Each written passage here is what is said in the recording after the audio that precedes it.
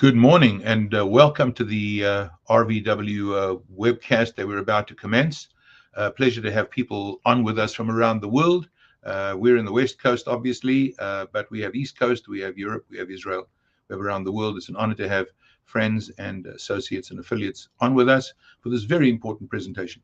At RVW, our goal is to bring you education. There's nothing for sale in this presentation. It's just about information, education. And those who are interested in acting on that, of course, you'll be in touch with us afterwards. But we thought it's a very, very important evolution, development with huge political and economic implications. The reindustrialization of America going to impact every aspect of life, markets, the economy, and of course, huge political and geopolitical implications. We're very honored to have Vince Scozzari with us today.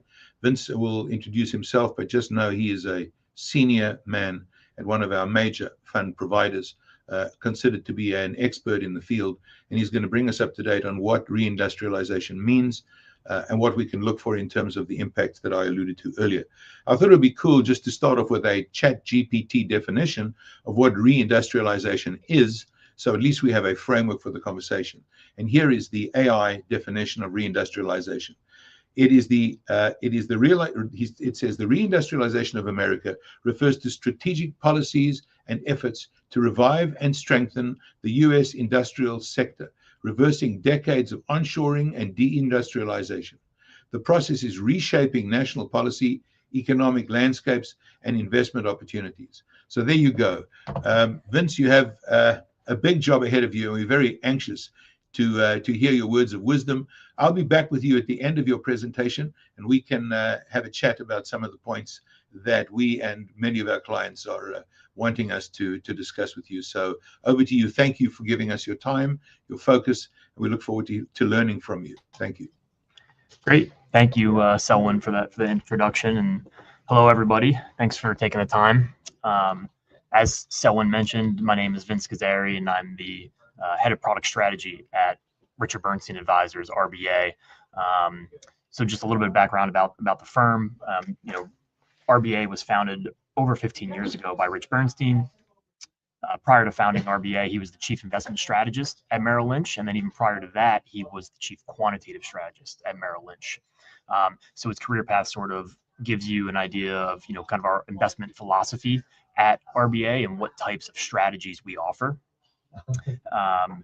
We have, I'd say two broad types or groups of these strategies. One we call our discretionary tactical portfolios, and these utilize our macro research and are implemented with third-party ETFs. We do all of our own macro research and focusing on the earnings cycle, and then we implement with ETFs to create our own ETF model portfolios. And these model portfolios contain 10 to 25 ETFs. And portray our current view on the investment landscape, giving over or underweights to various market segments globally and across asset classes, according to the research that we do. The other category of strategies are more quantitative and thematic, and this is where we've partnered with First Trust for well over 10 years now on a variety of strategies. The most successful being AIRR, the American Industrial Renaissance ETF.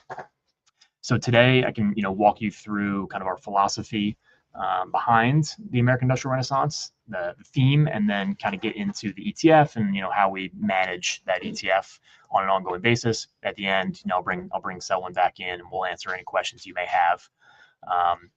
So to jump right into it, we started thinking about the American Industrial Renaissance over 10 or 11 years ago now, and this really kind of stemmed out of a mantra that we have here at RBA, which is returns are greatest where capital is scarce. And back in 2012, 13, 14, we came to realize that there was an underinvestment in the American industrial kind of renaissance, the infrastructure type area, here in the U.S.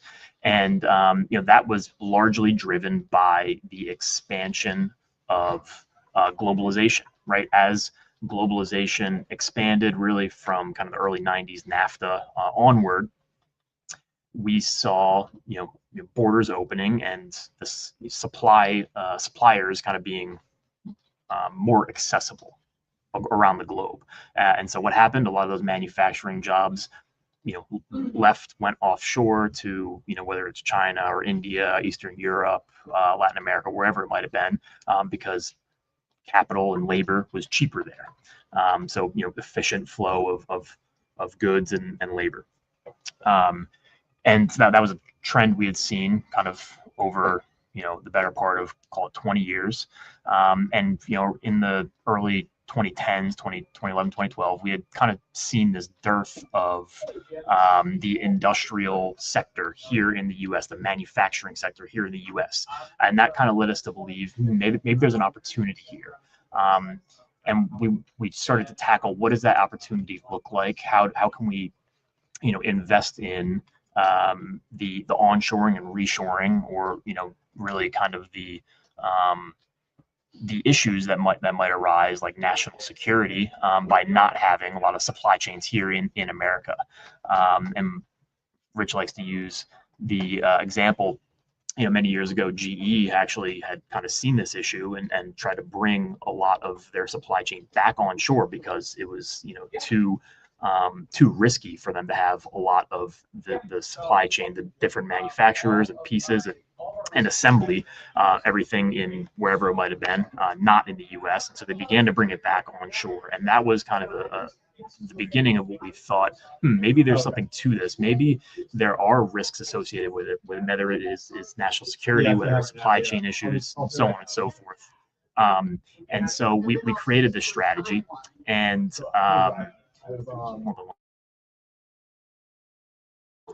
and so when we created the strategy, we wanted to focus on American companies doing business in America, right? And that, again, with globalization, as it expands and contracts through time, during that expansion, we had a lot of that, got to go offshore. And now we sort of were thinking, maybe we're entering a time of deglobalization, contracting globalization. Now, what does that look like? I think right now it's pretty easy to see, but 10 years ago, it was a little bit more muddled. But we kind of see, with deglobalization, we see possibly, inflation kind of coming back and rearing its head, which, we have seen more recently as there are trade lines being cut off.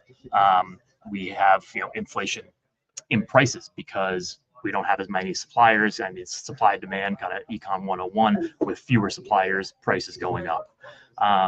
Again, with we saw kind of in COVID, we saw the supply chain implications of not having a lot of that manufacturing here in the U.S. And so we saw more and more companies say, hey, maybe we want to bring this back.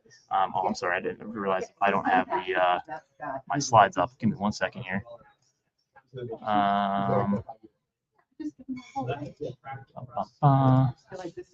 Sorry about that. There. So now you can see, so we have onshoring, reshoring, national security, inflation. This is what I'm talking about here. So the implications of deglobalization. What does that mean? So again, to recap, since these weren't up here, globalization expanding for a while. Now we're kind of entering a period of deglobalization. The implications are with onshoring and reshoring.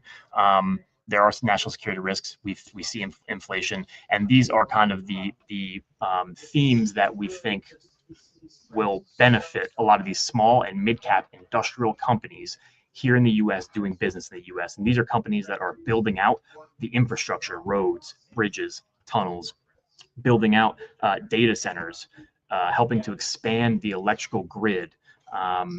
All of the things that would be necessary for an increased capital stock, an increase in the manufacturing. Even now with AI, as we see, more of a demand for electricity, these companies in the American Industrial Renaissance sort of theme are going to be the ones that are building out the capacity for that.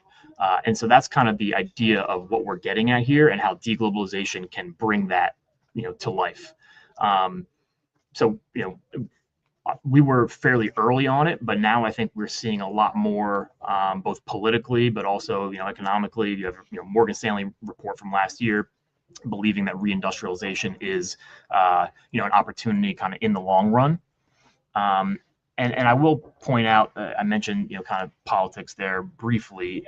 Obviously, this has come into vogue right now with Trump and his presidency, but this is actually one of the issues that is bipartisan. We saw both under Biden and Trump. We saw, the CHIPS Act, Inflation Reduction Act. We've seen the Big Beautiful Bill. These are all things that both sides of the aisle can't agree on. It's really the one thing that both sides of the aisle can't agree on. And so while politics do play a little bit into it, that's not really the main point of us trying to express this theme and take advantage of it over the long term. But it has been a tailwind for us over the last, call it 5-6 years, which has been great. And we've seen immense growth in the strategy. Just to give you all an idea of kind of the magnitude of the manufacturing investments, kind of bringing onshoring a lot of these jobs and the capacity. These are just some of the projects that have been announced just since last year, 9 months, 10 months or so. But you can see the capacity being built, the magnitude of the dollar amount of money being spent in the U.S. to build out the capacity, to build out the capital stock. And this is really kind of the basis for what we're trying to tackle, what we're trying to get at.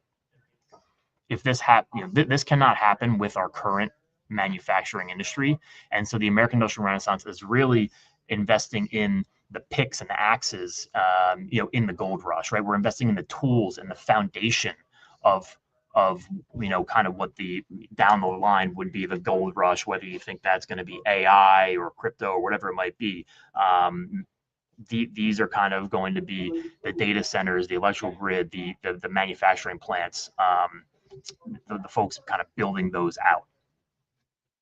So now, just again, a couple more data points here, just to kind of show the growth of the theme more recently.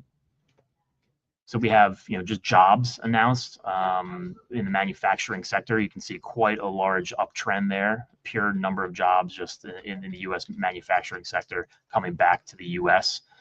This is actually one of my favorites. So you have total construction spending. This is from 2002 to 2020. Again, most of this period is what we would consider kind of the globalization expanding.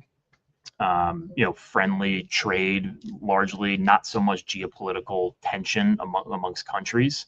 And then you add the 2020 to 2025 period. And now you see, it's post-COVID where we've realized supply chain issues. It's, more geopolitical issues, whether that's in the Far East, in the Middle East, in Europe with Russia, Ukraine, wherever it might be, as well as I think, as well as just more populist movements, not only in the U.S. But across really the world. You're seeing populism, nationalism as kind of the opposite of globalism, and this is why we're seeing a lot more of this onshoring, reshoring, manufacturing spend here in the U.S. instead of offshoring that to kind of cheaper countries as we had been doing. So, with this theme, just to kind of give you an idea of what we're doing in the strategy, again, we're trying to get exposure to U.S. companies doing business in the U.S., right? These are companies that are going to build out the infrastructure, build out the capacity. So something like, I kind of use the example like John Deere. It's a very well-known industrial company, but a lot of their business is done in China or Europe or kind of outside the U.S. Not the type of exposure necessarily that we're trying to tackle here.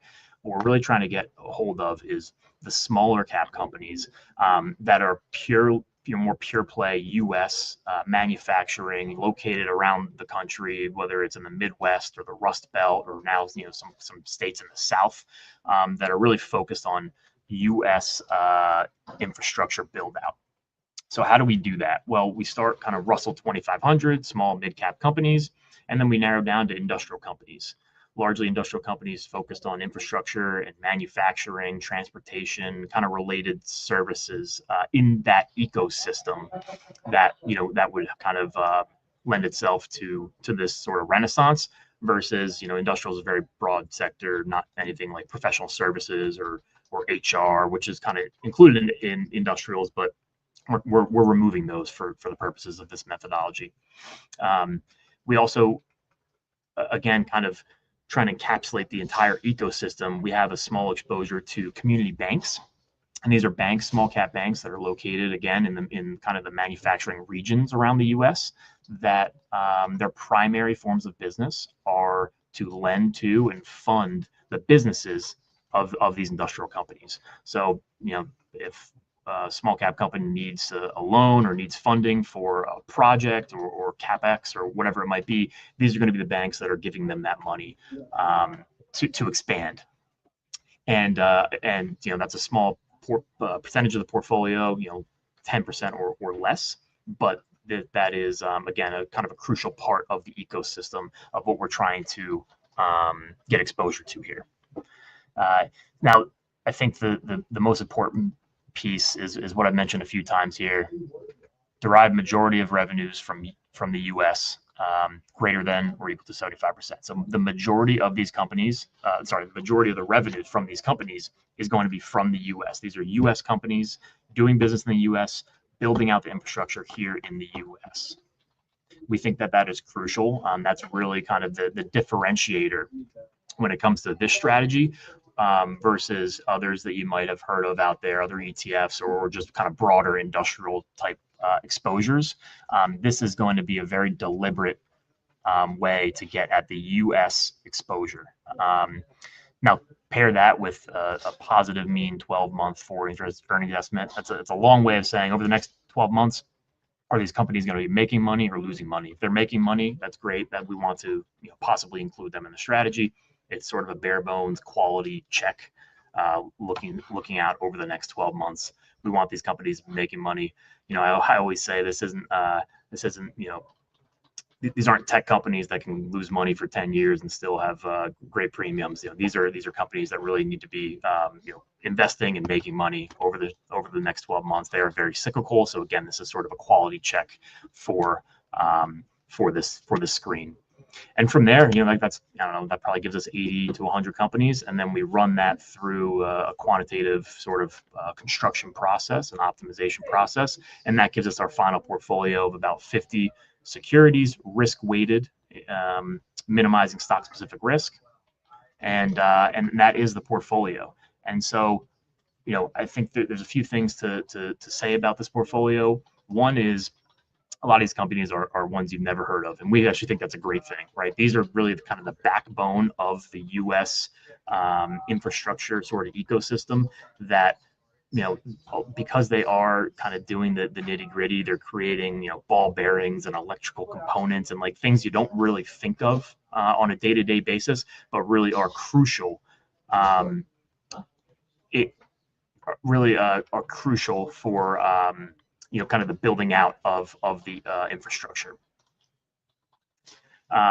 So I want to bring in Selwyn, I think, here just to, kind of start a discussion and answer any questions. So that's, again, kind of the narrative and then exactly how we're trying to implement, but, kind of high level, happy to jump into any questions, Selwyn.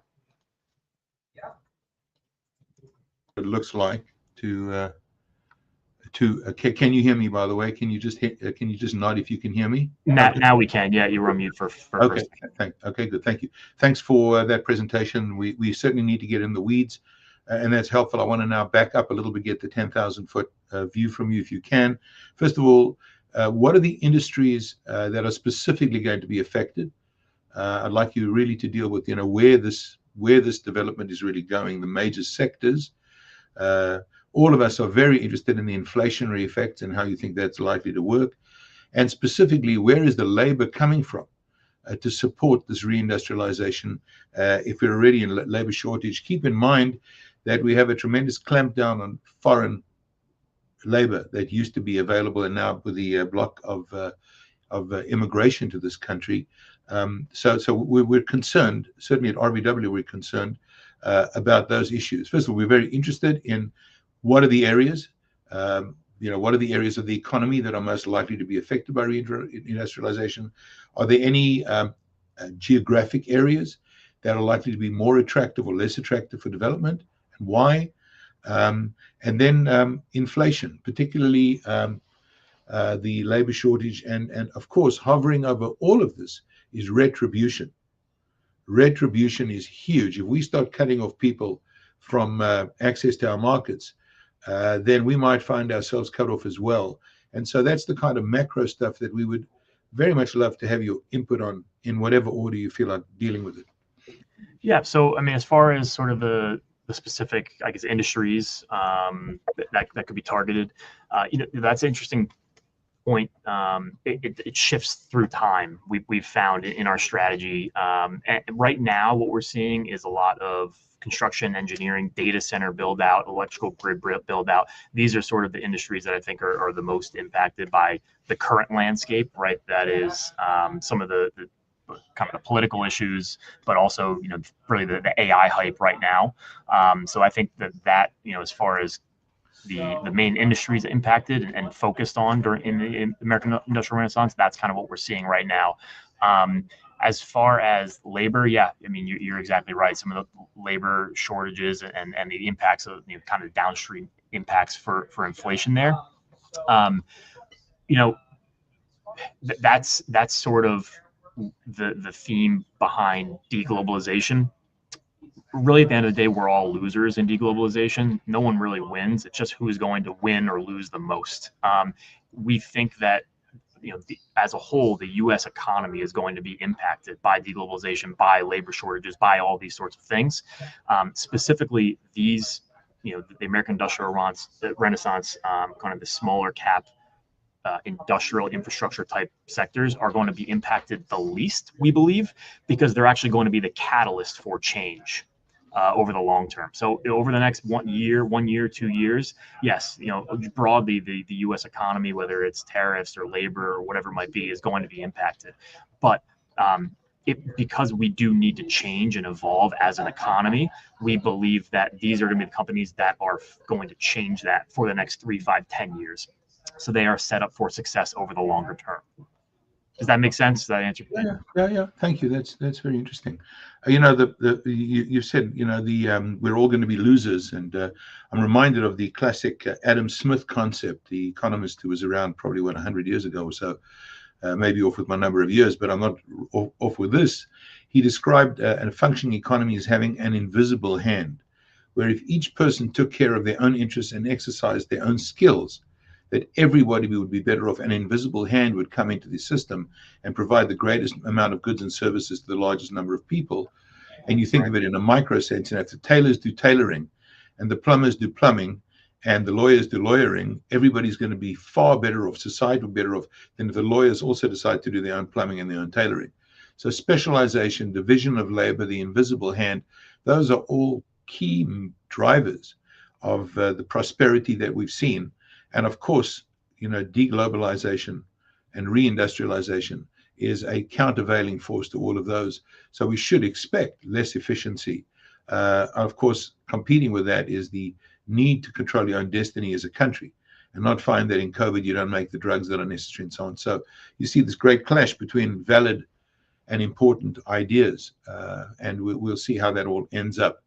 But thank you very much. It's been very helpful, both the specifics and the general. We treasure our relationship, particularly with First Trust, who brought you to us, and with whom we have a decades-long relationship as people who provide financial products and investment opportunities for our clients, and also information and data that we treasure because we're data-centric as a wealth management firm. We don't rely on feelings, intuitions. We rely on data. We're very data-centric. We're a bunch of accountants and CFAs.